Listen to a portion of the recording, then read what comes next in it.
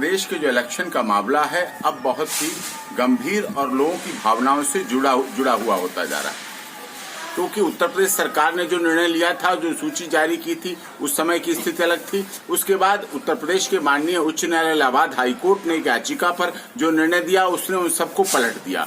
अब उसके आधार पर विषय ये आ रहा है कि कौन सी चीज मानी जाए। या तो सन 1995 की जनगणना के आधार पर जो सीटें निश्चित की गई थी, SC, ST, OBC और जनरल की बात कही गई थी। अब दूसरी बात आ रही कि 2015 के आधार को माना जाए, रैपिड को माना जाए, किस तरह किस बात को माना जाए। 95 को उत्तर प्रदेश सरकार मान रही है, 2015 को उत्तर प्रदेश राज्य के ही उच्च न्यायालय इलाहाबाद हाई कोर्ट मान रहा है और उसने उस निर्णय को पलट दिया।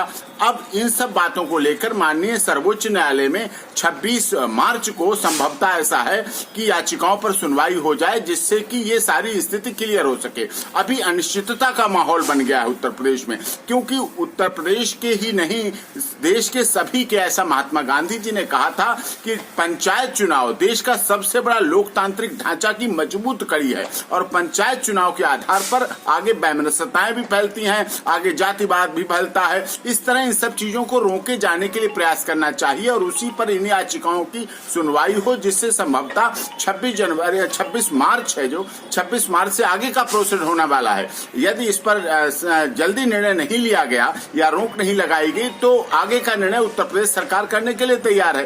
तो इस तरह से आगे प्रोसीड करने के लिए ऐसी आशा व्यक्त की जा रही है कि 26 तारीख को इन याचिकाओं पर, जिनके आधार पर होगा, उस पर सुनवाई होकर आगे पंचायत के निर्णय हो। और जब जनगणना हुई नहीं, विषय ये बहुत महत्वपूर्ण है, जब 1995-2015 जनगणना ही नहीं हुई है तो किसके आधार पर, जाति के आधार पर बांटा जा सकता है? जो 25 साल से थे जनरल, वो उनको OBC, इस तरह से बहुत भ्रांतियां पैदा हो गई। और मैं समझता हूं इन सभी भ्रांतियों को देश की सबसे बड़ी अदालत सुप्रीम कोर्ट जल्द सुनवाई करके निर्णय करेगी, जिससे आगे फैसले, आगे उसकी कंप्लायंस हो सके चुनाव की, और चुनाव में कोई व्यवधान पैदा ना हो।